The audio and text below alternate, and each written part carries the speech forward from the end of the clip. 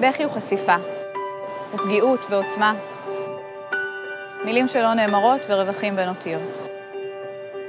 בכי, איום, יופי, סכנה, מחאה, הסחפות, התמסרות, פורקן, גילוי וכיסוי, גם מעיין רגוע וגם אוקיינוס סוער, כוס מים מהברז ונהר בלב עיר. שמי נועה ולדן ואני חוקרת סיפורי בכי בספרות חז"ל. אם הייתי גרה בנהרדה במאה השלישית לספירה, המקום אליו הייתי הולכת לבכות הוא נהר הפרת. בכי הוא לא גילוי של חולשה. למעשה, לפעמים הוא כוח שצריך לרסן. חכמי התלמוד בוכים מכל מיני סיבות, אבל יש נושא אחד שהם לא בוכים עליו, וזה אובדן הילדים שלהם.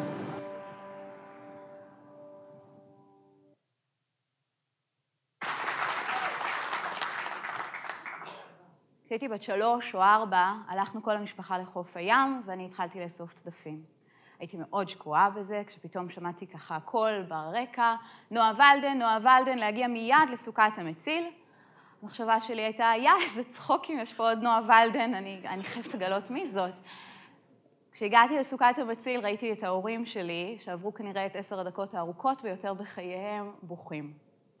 עמדתי במבט מבולבל ודלי פלסטיק כזה מלא בצדפים שאספתי, ובאותו רגע הבנתי שני דברים. אחד, זה שמשהו קרה בעולם, כי לא ראיתי את אמא ואבא שלי בוכים לפני כן, גם לא הרבה פעמים אחר כך. הדבר השני היה שהבכי שינה את הסיפור. מה שהיה עד לאותו רגע טיול נינוח בחוף הים, הפך למשהו אחר, שאותו אני עוד אצטרך לפרש ולהבין. שמי נועה, כשאני לא הולכת לאיבוד בחוף הים, אני חוקרת סיפורי בכי ורגשות בספרות חז"ל.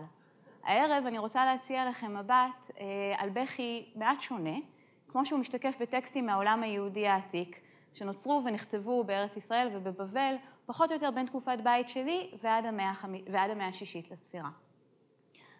כשמדברות ומדברים על בכי, שאלה שאפשר להתחיל ממנה היא למי מותר לבכות ועל מה. אז למי מותר לבכות? לילדים, נכון? למרות שגם להם באיזשהו שלב נגיד שכשאת בוכה את לא יפה ואל תהיה תינוק בכיין, אבל אולי לילדים עוד נוותר. למי אסור לבכות? להורים מותר? לגברים? למנהיגים? תחשבו על התמונה המאוד מפורסמת הזאת של הצנחנים שעמדו ובכו בכותל. זו תמונה שצרובה בזיכרון הקולקטיבי הישראלי כי היא הייתה מאוד חריגה. בישראל של שנות ה-60 חיילים לא בכו.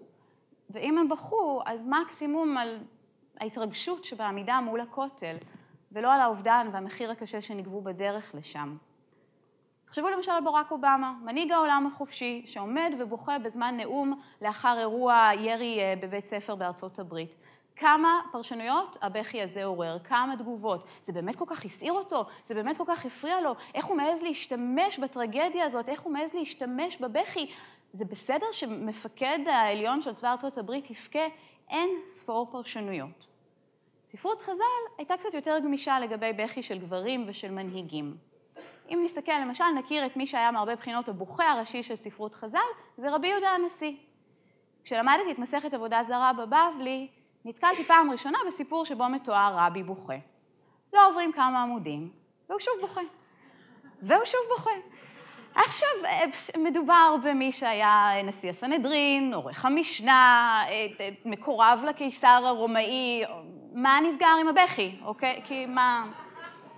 פדיחות, לא נעים וזה. זה לא היה פדיחות מסתבר, כי אף על פי שיש המון סיפורים על רבי יהודה הנשיא, הוא הרוויח את הכותרת הבוכה הראשי, זה מעולם לא פגע בכוח שלו, הוא היה ונותר אחת הדמויות החזקות, העוצמתיות, הפוליטיות ביותר בהיסטוריה היהודית. מה שהבכי כן עשה, זה לחשוף אותו ברגעים מאוד אנושיים שלו, כשהוא מתלבט, כשהוא טועה, כשהוא מתאכזב, כשהוא רב עם אלוהים. עכשיו רבי ממש לא היחיד שבוכה. אם למשל נפתח את מסכת ברכות, נפגוש סיפור על רבי יוחנן שמגיע לבקר חבר טוב שלו, רבי אלעזר, שהוא חולה. נכנס אליו הביתה, הבית ככה מאוד חשוך ואפלולי, והוא שם לב שרבי אלעזר בוכה. שואל אותו, מה קרה? מה קרה לך? אתה יכול להיות שיש לך בעיות פרנסה?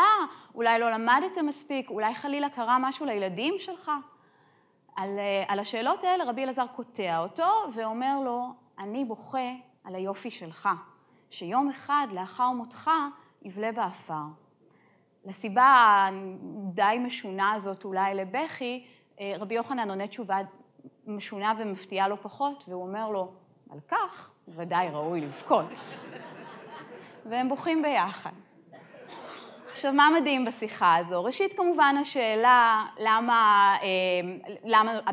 למה היופי של רבי יוחנן הוא סיבה יותר טובה לבכות מאשר אובדן של ילדים. אבל בואו נלך רגע אחורה לשיחה ונבין את עצם קיומה. יושבים שני גברים, ראש ישיבת טבריה והתלמיד שלו, ודנים ביניהם על מה ראוי לבכות ועל מה לא.